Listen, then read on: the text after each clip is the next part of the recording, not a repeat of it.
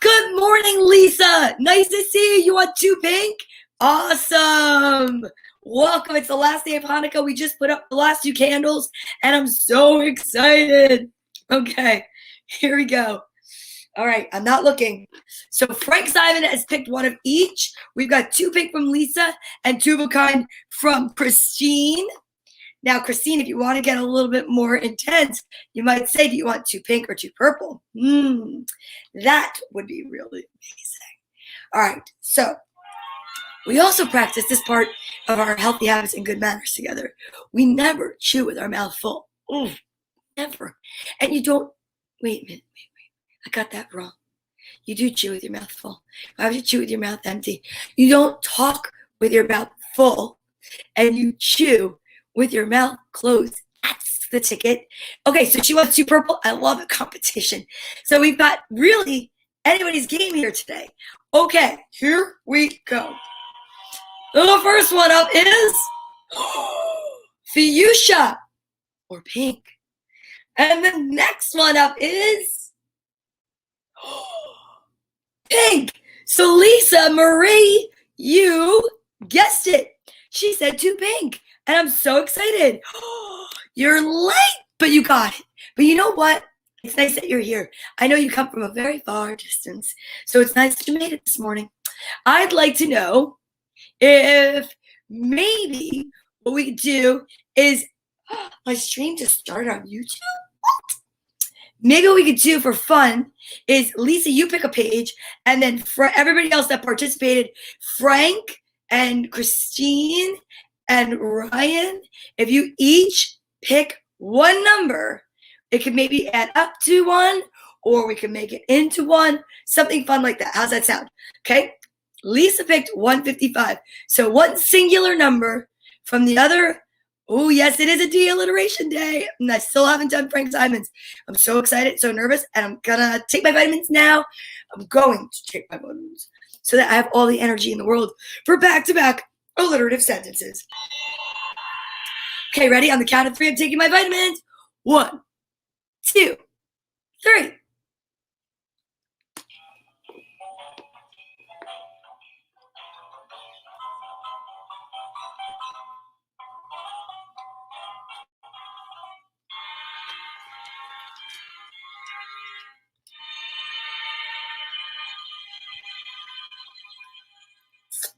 Whoa, that was sour. The pink ones are really sour, especially after you brush your teeth.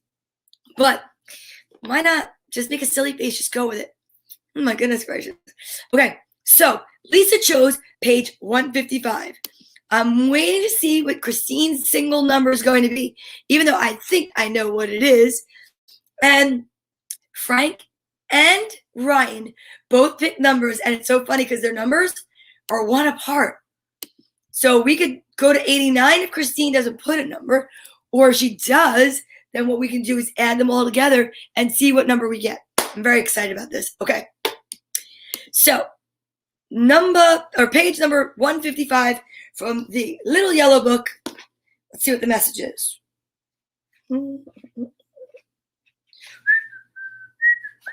Here we go.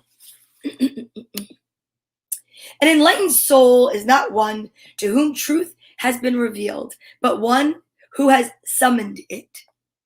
A little heads up on an affliction that afflicts all really old souls.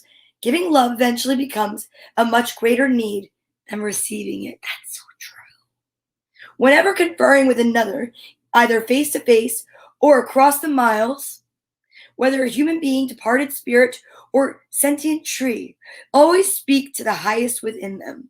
I love that. Right? As if some trees weren't sentient. Nice catch. When you distrust, you attract the untrustworthy. Oh, that's pretty intense.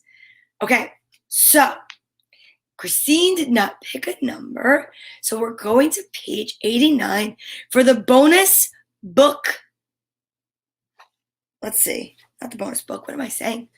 We're going to go for the bonus nugget. Page 89. All right, let's check it out. Here we are. Christine said 89. So you're so cute, Christine. I thought you were going to put 4 because you liked 414 and 4. And then I thought we were going to add it like 9 plus 8 is 17. 17 plus 4 is 21. But I like 89. Let's just see. Go where the message takes us. Great big, I love this one. Great big, ear-to-ear, open-mouthed smiles are responsible for far more sizzling romances, salary increases, life extensions, and calorie burning than our dentists, doctors, and financial planners will ever comprehend. Smiling or laughing for no reason at all is one of the best reasons to smile or laugh. Plus, doing either will summon circumstances that will give you reason after reason. Bringing new things into your life boils down to learning to think of yourself with them, and vice versa for removing things from your life. Always speak of the past gratefully, of the future excitedly, and of the present with bobbing eyebrows and a Cheshire grin. That makes sense. Oh my gosh, this is a great Nugget of Truth segment today, and I'm really excited that you're here for it. Why do I read from that book? If you're just tuning in, you're like, I thought this was a kid's show. Well, it's a family-friendly show. And here's the thing. The reason I started reading from the little yellow book is because we started this March 21st of 2020 during quarantine and lockdown.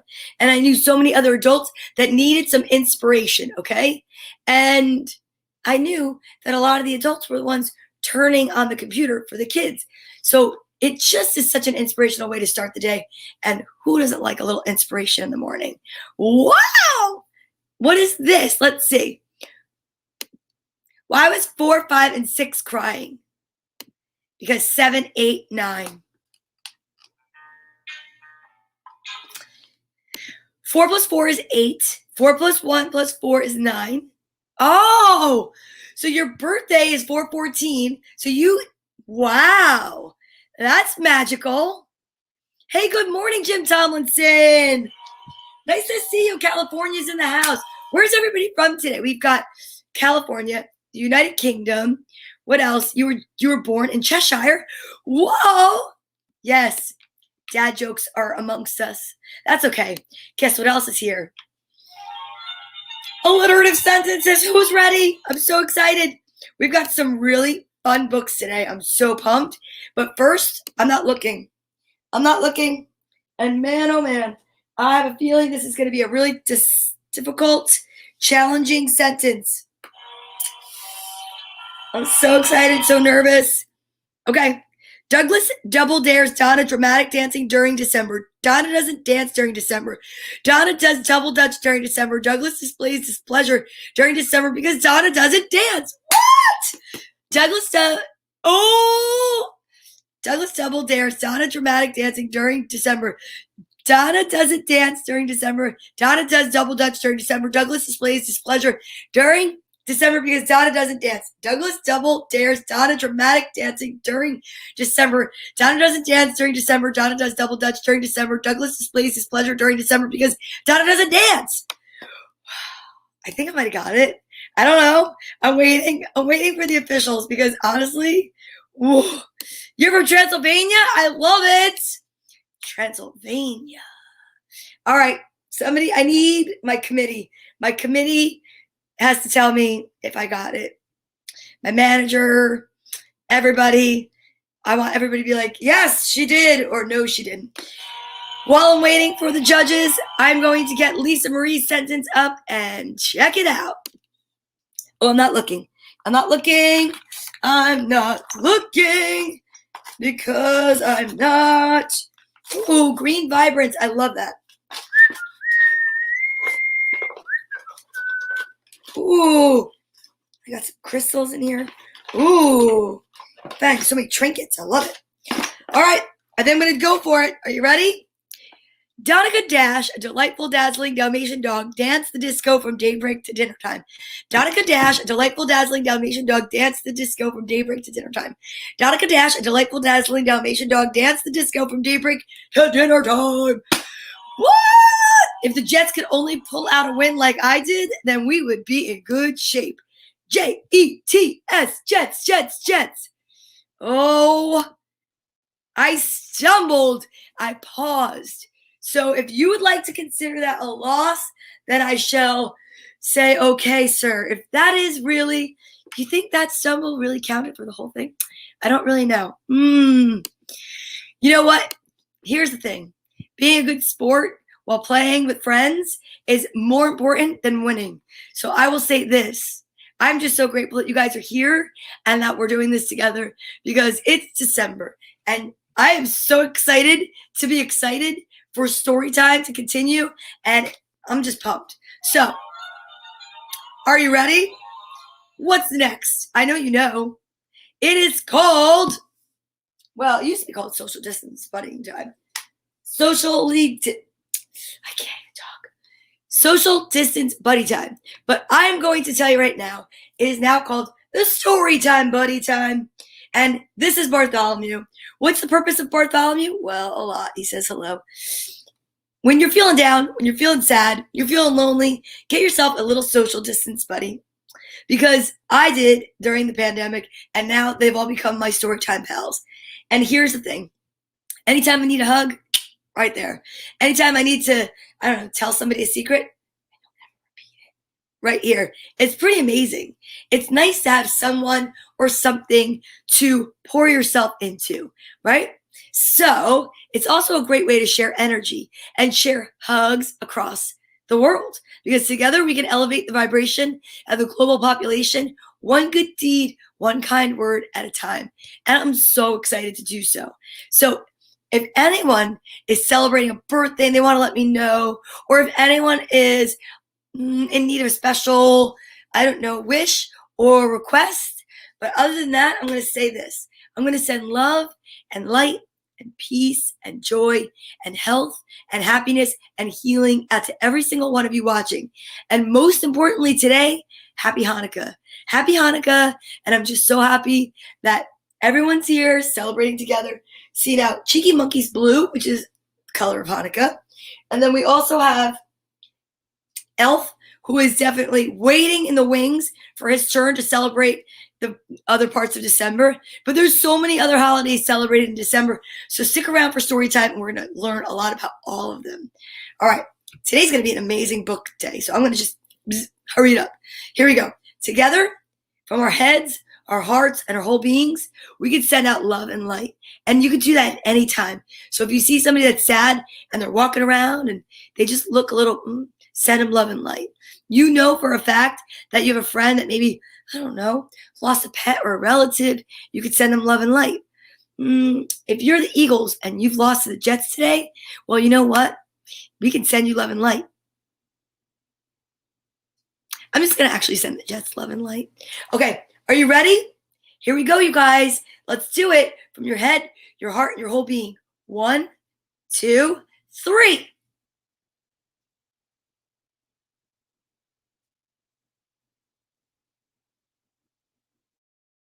Hello, that's some amazing energy, everybody. I'm so excited. Thank you so much for doing that with me. And you can do that all the time, and you should. Send love and light to anybody. They don't even need to know that you're doing it. That's the best part about it. It works whether they know or not. Okay. Whew. So exciting. All right. Next, are you ready? We're going to ground our feet. We are going to get ready to take some deep breaths in and have our I am statements. Again, if it is your first time here, welcome. If not, welcome back. We do this part so that we can sit calmly and listen to books. So I can focus and read books. But it's a great tool for when you are just feeling anxious or you're feeling unsure and you're not really, certain with what to do. You could sit and do this. Ready?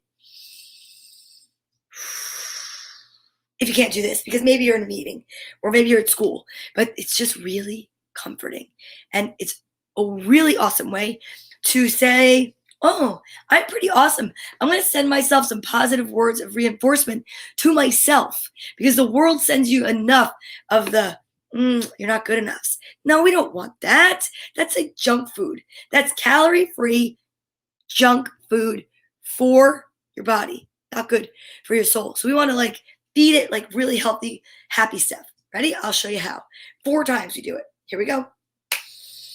I am joy. I am powerful. I am enlightened. I am ready to read. Are you ready? I'm so excited for the books today.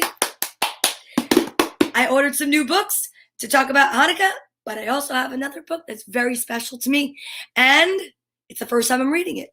So I'm going to go into my magical, beautiful, so sparkly book bag. I'm going to grab today's books. Ooh, I got some new books in the mail, and I am so excited about them because I ordered them specifically for Hanukkah. And I'm going to put my other books down. Here we go. Right here. To the side. And I'm ready. Oh, yes, sparkle. I love the sparkle. I love glitter. You know that, right? Okay. First, we're going to start with a little kid's book. This is called That's a Mitzvah. Look at that. It's by Liz Sunaby and Diane Hyman. Illustrations by Laurel Molk. That's a mitzvah. I'm excited to learn what that means. What's a mitzvah? What's a mitzvah? What's a mitzvah?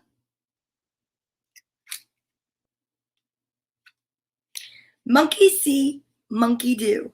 Let's be nice to someone new. That's a mitzvah. So being nice to someone is a mitzvah. Pat a cake, rub your tummy. Share food with others. That's good and yummy. That's a mitzvah. Isn't that awesome? That's awesome. Roses are red, violets are blue. When someone makes a mistake, say, I forgive you. That's a mitzvah. Or as they say, the little beavers, you know, that looks like Justin Bieber. That's a mitzvah. Ding dong dell, dilly dally deck. Find something lost, then give it back. That's a mitzvah.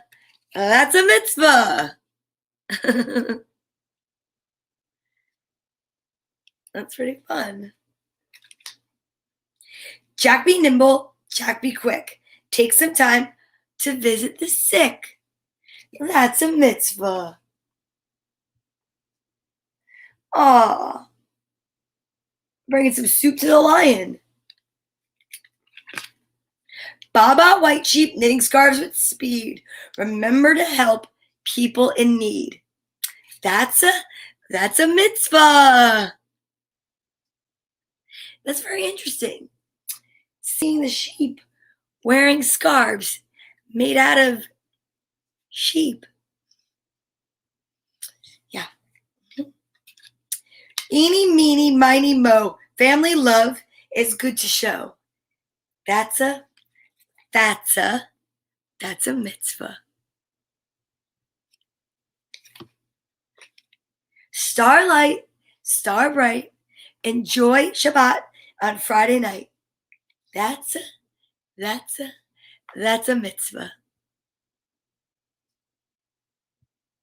Shabbat dinner, Friday night. Now, my child, I'm sure you know, from the tip of your head to your littlest toe, a mitzvah is just what you'll find deep in your heart when you are kind.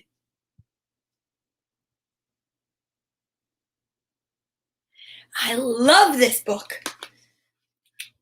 That's a mitzvah. That's amazing. I love it. That's awesome. Your child will delight in turning the sturdy pages to celebrating the actions we all can do to becoming caring souls who think about helping others. I love that. That is definitely one of my favorite books. I think this is going to have to stay out of the holiday book box and just on my regular shelf for a bonus book reread, because that is something that we should do no matter what time of year it is, right? Random acts of kindness, purposeful acts of kindness, bringing people joy. That's a mitzvah. And to do that is just so good. And it's so good for your soul. It's amazing.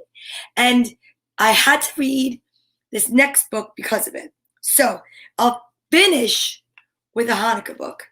I'll give you a little preview so you don't leave. It's called Happy Hanukkah. But this book is called Uncle Willy and the Soup Kitchen by Diane DeSalvo Ryan. This book, to me, I've bought this book a while ago. It's a Reading Rainbow book. And I didn't know when I was going to read it. But I think it goes perfectly with the mitzvah and keeping in the theme of helping others and going and serving. I think this is perfect. So I hope you enjoy it. And it was actually inspired. I was inspired to buy this because my daughter Courtney at the time was working with the homeless population. And I know that I'm just so proud of her because for us anyway, going to church and different things like that, we always made it our mission to work with the homeless and feed the homeless.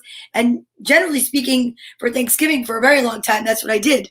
And I really enjoyed it and bringing my children. So this book really, this means a lot to me. So it's Uncle Willy and the Soup Kitchen.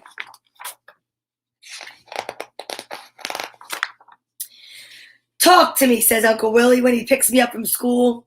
I go down the steps like a house on fire. Race you to the corner, I yell without stopping.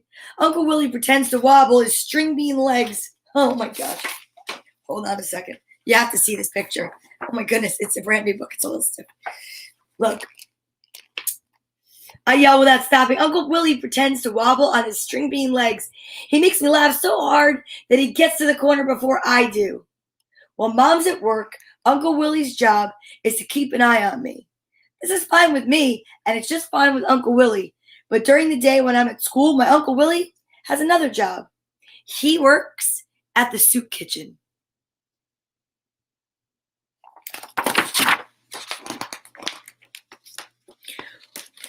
We fed a lot of people today, says Uncle Willy. Spaghetti and meatballs. Good thing the bakery truck stopped by to give us extra bread. Uncle Willy checks his pocket and sprinkles crumbs onto the sidewalk. I check my pocket too, and I pull out my paper telescope. Why do you work there anyway? I ask, eyeballing Uncle Willy. It's important, Uncle Willy tells me. Sometimes people need help. Way up the block, I hear the can man's clankety cart piled high with empty cans he finds in our neighborhood. My mom says he cashes them in for money at the supermarket. Whenever I see the can man, he is pushing his shopping cart in the street. Today he's walking on the sidewalk, though moving his clankety cart right toward us.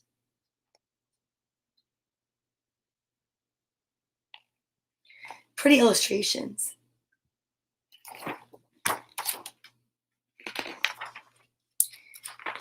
Let's go, I whisper to Uncle Willy. But I think he doesn't hear me. How's business, Frank? Uncle Willy hollers. One more block and I'm done for the day, the can man hollers back. Uncle Willy picks up an empty can and tosses it into the cart. 2 points for the basket, the can man says.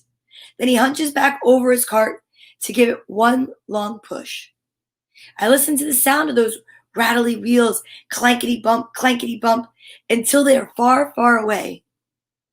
Since when do you know the can man? I ask Uncle Willy. Well, since Frank came to eat at the soup kitchen, he says. But why does Frank need to eat at the soup kitchen? Why doesn't he eat in his own house? I ask. Doesn't he have a place to live? Uncle Willy takes my hand and rocks it high and low. I never asked Uncle Frank where he lived. I never asked Frank where he lived. He's not the uncle. Says Uncle Willy. In the soup kitchen, you only have to be hungry.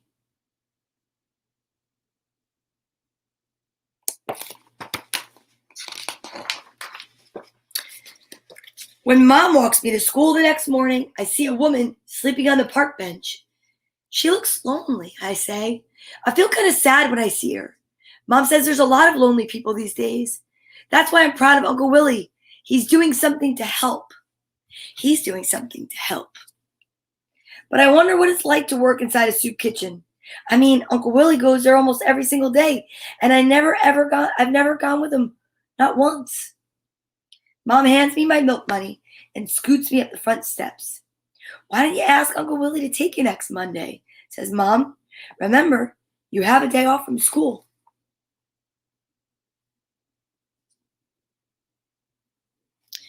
Could send her love and light.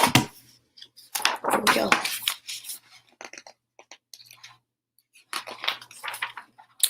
All set? Asked Uncle Willy. Bright and early morning. All set, I say. I check my pocket and pull out my telescope. Uncle Willy grabs his cap and stuffs his pockets with bread. Mom kisses me goodbye and tells us both to keep out of trouble.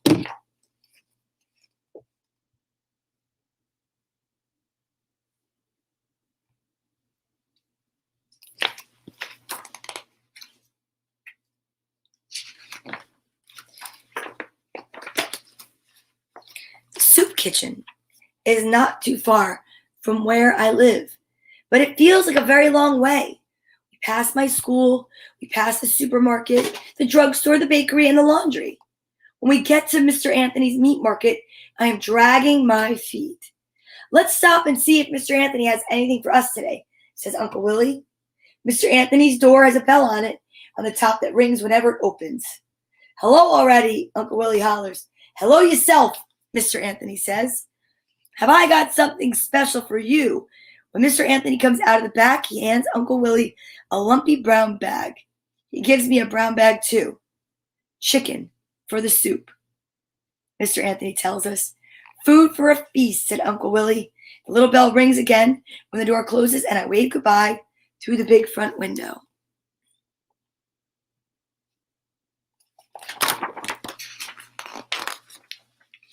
When we turn the corner, Uncle Willy points to a small brick building.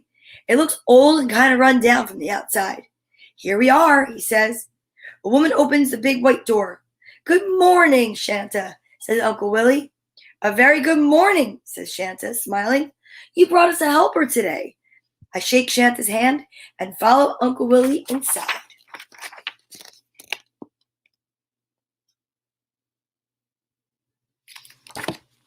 The soup kitchen is small and bright. The 4 huge soup pots steaming on the stove make the whole place smell delicious.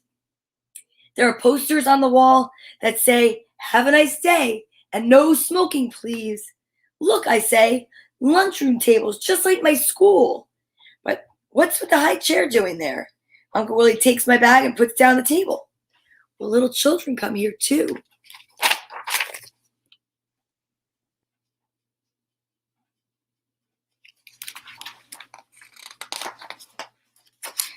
Now let me introduce you all around, says Uncle Willy. First, I meet a cat. This is Underfoot, Uncle Willy tells me. Underfoot works the night shift down the basement. And over there is Brother Mike. Brother Mike opens the lumpy bags from Mr. Anthony's store and turns them upside down. Chickens, he says. Looking over at us, that's great. Thanks for picking them up. A man at the double sink is washing a big silver bowl. And this is George, Uncle Willy says. If it wasn't for George, we'd all be in hot water. Uncle Willy ties an apron on and helps me tie one on too. Now let's get to work already. I watch Uncle Willy cut the celery short and skinny and split the tomatoes in 4s. He chops the potatoes and parsley and onions and tosses some in each soup pot. He smiles at me and jiggles a carrot.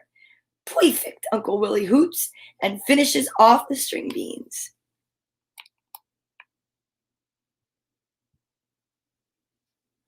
Look at that.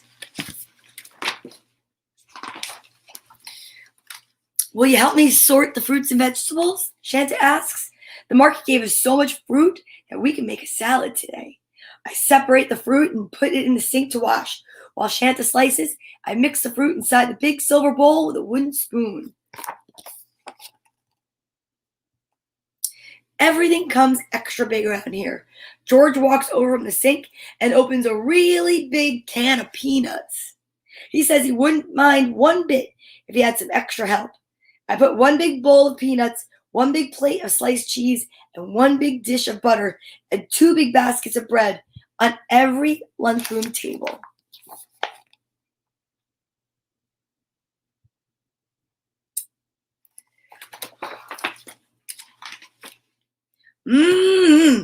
I'm hungry, I say, when Brother Mike gives every pot just one more stir. Break time, he says. Help yourself to a bowl of soup. Sit down already, Uncle Willy tells me, and make yourself uncomfortable. I pour a little bit of my soup into a cup for Underfoot. Chicken and vegetable soup, I say. My favorite. I look around at all the empty chairs. What if there's not enough soup? I ask. Uncle Willy waves his hands. It's just like magic, he tells me. There's always a little bit more. He pulls something out of his pocket. This little clicker will count how many people come in today. So then we can make enough food for tomorrow. Look at that.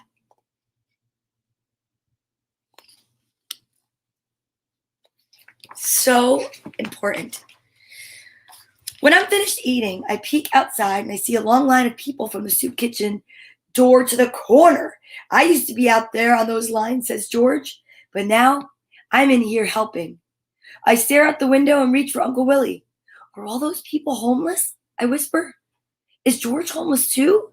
Uncle Willy leans a little closer and says, George rents a room in a building nearby, but some of the people have no place to live.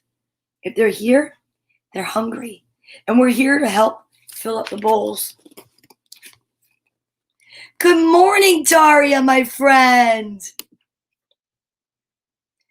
We're here to help fill up the bowls. Brother Mike ladles the steaming soup into the bowls and places one on every tray. Shanta dishes out the fruit cups and puts them next to the bowls.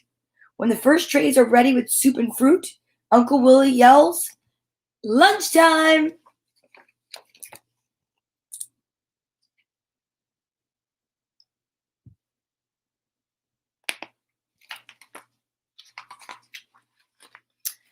Look.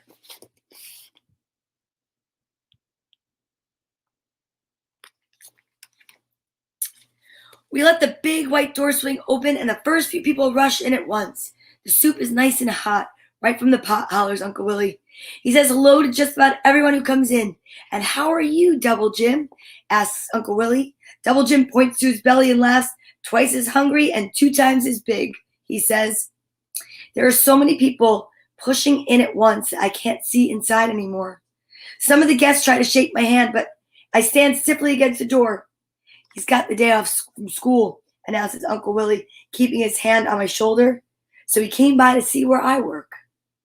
There's Frank the can man, I whisper. Hello there, Frank, says Uncle Willy, showing him the boxes of fruits and vegetables. Help yourself. We have extra today. Look at that. There's Frank the can man.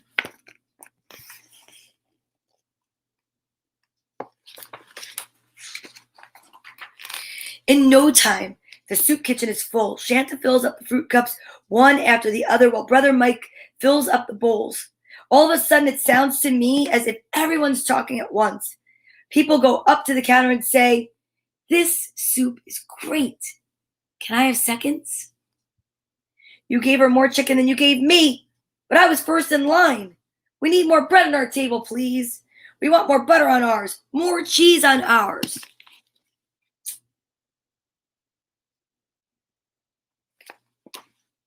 I watch the guests go in and out, first hungry, then full.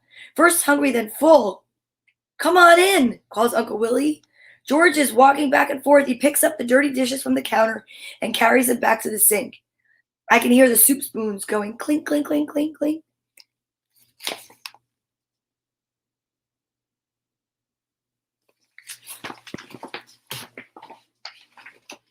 A woman shuffles by and stuffs her pockets with bananas. She looks a little bit like the woman I see sleeping on the park bench. I hope so. I hope she comes to eat at the soup kitchen. It's not so lonely here. Before I know it, the line outside the soup kitchen is gone, and so is all the fruit inside Shanta's silver bowl. A few of the guests stay to help us clean up. I hold the dustpan while Double Jim sweeps a pile for me to scoop.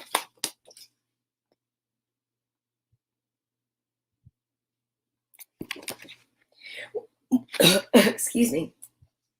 When Uncle Willy and I are ready to leave, we shake hands with all the helpers.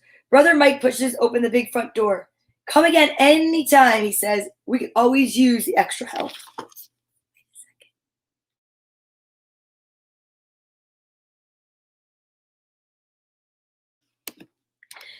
That was joking for a second. Thanks again for the soup, I hollered at everyone else in the back. Underfoot liked it too. There's Underfoot.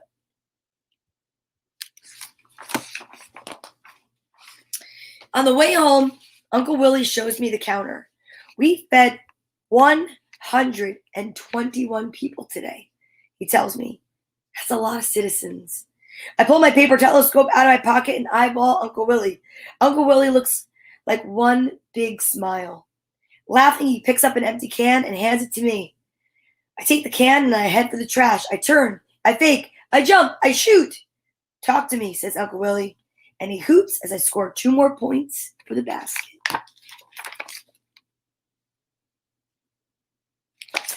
That's a great story. Uncle Willy in the soup kitchen. Sometimes people need help, says Uncle Willy, and he should know. He volunteers, and it's amazing. That's awesome. I love this book. I think it's awesome. Each day in cities all across the country, volunteers and paid workers prepare meals to feed millions of hungry men, women, and children who come in to eat at a local soup kitchen. Religious organizations, neighborhood stores, food banks, and money donations and government subsidies support these efforts to provide hot meals to the poor. Nationally, about 1 out of every 8 people is poor. Many of them are children. It isn't necessary for patrons of soup kitchens to be unemployed or homeless. Sometimes, working people do not make enough money to provide basic needs and comforts for themselves or their families. Many elderly people and others living on small fixed incomes depend on soup kitchens for their main meal. Bread for the World, Results, Second Harvest, and the National Network of Food Banks, and the Best Food Hunger Hotline are a few of the hundreds of local and national organizations that exist to meet the growing needs of the hungry in our neighborhoods today.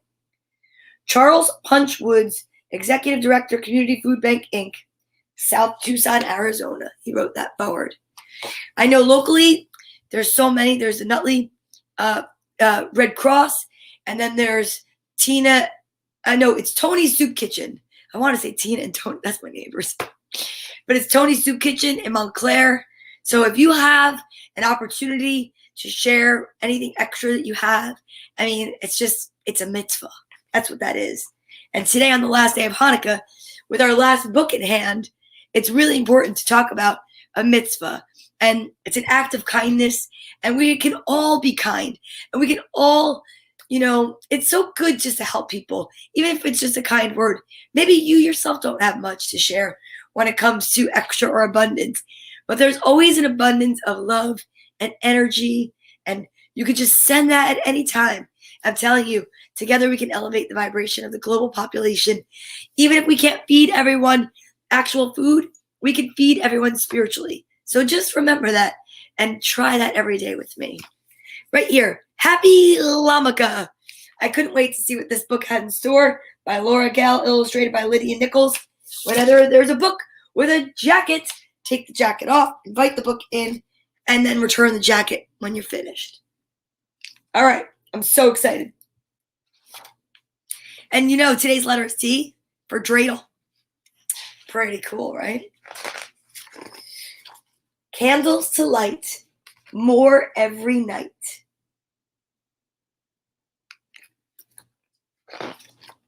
Greetings to write. Happy Hanukkah.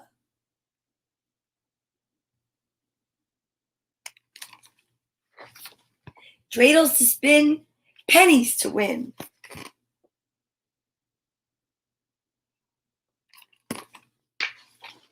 Big Llama grin. Happy Hanukkah.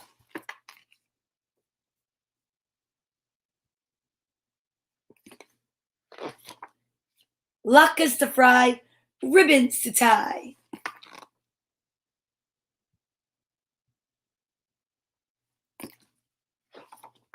Friends stopping by, happy Hanukkah!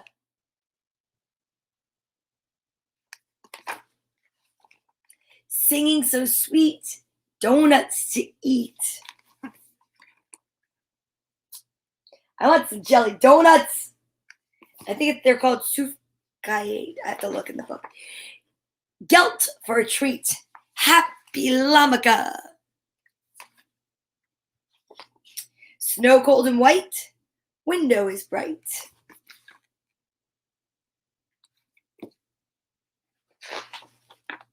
Light up the night. Happy Hanukkah. At Hanukkah, Jewish people celebrate a miracle that happened long ago. A group of Jews called the Maccabees fought against a ruler who would not let them practice their faith, and they won. During the fighting, the Temple of Jerusalem was destroyed. After rebuilding, the Maccabees wanted to rededicate the temple by lighting their menorah, a special lamp that created by burning olive oil. They could only find enough oil to burn for one night, but they would need 8 days to have more oil ready for the menorah. Somehow, the small bit of oil that should have burned for one night burned for 8 nights instead. We remember that miracle when we light a Hanukkah menorah. We light 1 candle on the first night, then 2, then 3, and finally all 8 candles on the 8th night, plus the helper candle, the shamash, which is used each night to light the others. We remember the oil that burned for 8 nights when we eat yummy foods fried in oil, latkes, potato pancakes, and sufganiyot, jelly donuts. For hundreds of years, children have received gelt, real coins or chocolate ones, as part of Hanukkah celebrations. And more recently, many Jewish families have incorporated gifts as part of their Hanukkah festivities. The 4 letters on the spinning dreidel are the first letters of the words Nes Gadol Hayasham, which means a great miracle happened there. We put the menorah in the window for all to see as a public statement of our faith, with gratitude that we are allowed to freely practice Judaism, unlike the Maccabees. Happy Hanukkah. I love that. So to everyone celebrating Hanukkah, happy Hanukkah, happy Hanukkah. So excited. For those of you that are celebrating other traditions like Kwanzaa or Christmas, we have books coming up this month for you too. We have so many books. I'm so excited. If you would like to be a guest reader, send me a message. You can inbox me on either Facebook or on Instagram. But I'm really excited because we have Santa Claus coming on December 19th. Mrs. Claus and I are going to chat to commit to a date. And I am just so excited to be here today with you. And we're going to go out like we always do. Please help me with the biggest group hug you've ever been a part of, the Storytime group hug. Thanks, Liliana and Melanie, for this hug. But this is the one for all of us. Put your right hand on your left shoulder and your left hand on your right. And give yourself a squeeze from me. Hug yourself so tight and know that everything's going to be all right. I am grateful for you. I appreciate you. And I will see you tomorrow when the letter will be E. And it will be Monday. And I will be here and have so much fun day. Thank you so much, Christine. I love you. I miss you. I will see you soon. And thank you. All right. Are you ready? Ground your feet, everybody. Let's go out with some positive energy. Here we go. I am so excited. I am feeling so inspired. I am happy that you're all here to share it with me. And I am totally content that the Jets are going to win today. Jets, Jets, Jets, Jets. See you guys tomorrow. Thank you so much. Bye, everybody. I sound like a lamaka.